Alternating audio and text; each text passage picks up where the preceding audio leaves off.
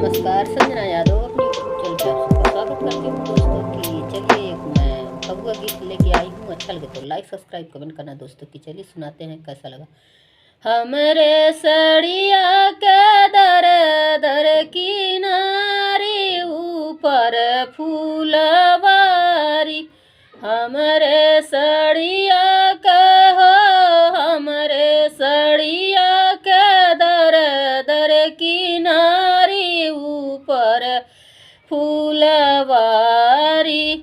ऐसन सड़िया हो, ऐसन सड़िया ससुर ले हो न पैबा, ऐसन सड़िया के हो, ऐसन सड़िया के ससुर ले नहीं पैबा। बिकी जइहे गाड़ी, अवधि में बिकी जइहे गाड़ी।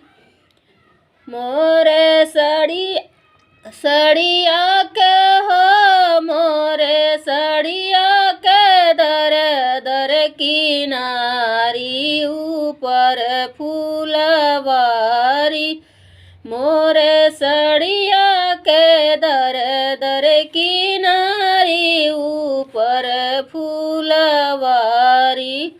ऐसन सड़िया के हो, ऐसन सड़िया के जेठऊ लेवहु न पैबा। बिकी जइहे महलाया टारी ऊपर फूलवारी। ऐसन सड़िया के जेठऊ लेवहु नाही पैबा ऊपर फूलवारी। बिकी जइहे महलाया टारी ऊपर फूलवारी। इस मोरे सड़िया में हो, मोरे सड़िया में दर दर किनारी ऊपर फूलवारी।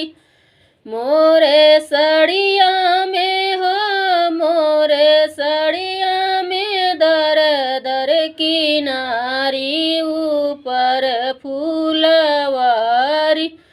ऐसन सड़िया के हो, ऐसन सड़िया के देवरू लेवहु न पैबा। बिकी जइहे खेतवा कियारी ऊपर फूलवारी। बिकी जइहे खेतवा कियारी ऊपर फूलवारी। मोरे सड़िया के हो, मोरे सड़िया के दर दर किनारी ऊपर फूलवारी।